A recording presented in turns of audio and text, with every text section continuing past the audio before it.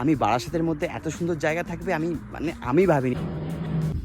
Barasat colony মোড় থেকে NH-12 ধরে ময়নার ভিতরে এই জায়গায় পৌঁছালাম। ভাই এখানে রাজহাঁস, এদিকে নর্মাল হাঁসও আছে, এদেরকে কেন আমি বাদ দেবো? এইদিকে দেখো সুন্দর একটা মিনি পাহাড়, ওই পাহাড়ের উপরে উঠবো, আসো।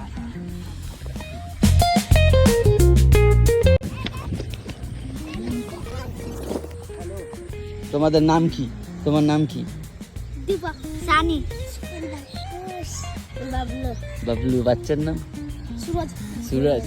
তো এখান থেকে ভিউ দেখো, বাচ্চারাও আছে, পাখি আছে। টাটা করে দাও, টাটা। চলো বাই। দেখো ওইদিকে আরো আমি জল দেখতে পাচ্ছি, তো ওইদিকে আমরা এগোবো। চলো লেটস গো গাইস। লোকাল বাচ্চাদের খেলাধুলা আর মিনি পাহাড় দেখতে দেখতে এগোলাম আমরা সেই সিক্রেট জায়গায় আমরা পৌঁছাবো গাইস।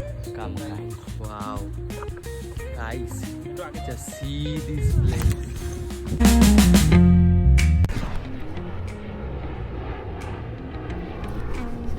এই জায়গায় 5 মিনিট অন্তর অন্তর মাথার উপর থেকে একটা করে প্লেন যাচ্ছিল গাইস।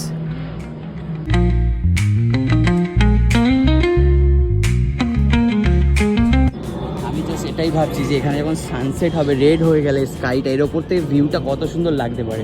রেড স্কাই আমার এখান থেকে দেখতে হবে। এই যে ভিউ থেকে দেখার মজাটা আলাদাই লাগবে। ফোনটা দাও, আমি একটা জিনিস দেখাই গাইস। এখান থেকে জাস্ট নামার জায়গাটা দেখো, জাস্ট ইমাজিন। এটা বারাসাতে আছে, তোমরা ভেবেছিলে? সাজিদ, তুমি স্নেক এক্সপার্ট, প্লিজ গোয়া।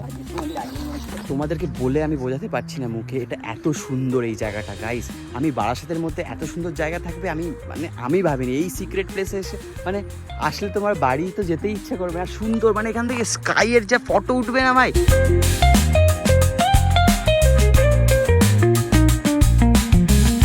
দেখো এখানে তো মনে হচ্ছে পাহাড় গাইস, মিনি পাহাড়, ওপর থেকে পাহাড়, মিনি পাহাড়ের ভিউ বারাসাতে আছে, আমি ভাবিনি।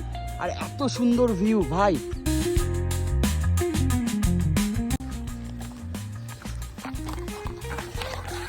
এখানে আমি একটা জিনিস নোটিস করলাম, এখানে ইলেকট্রিকের তারে আগের জেনারেশনের মতন এখনো পাখি বসে। দাদু, এই জায়গার নাম কি গো? সোনাখড়। এটা বড়বড়িয়ার ভিতরে?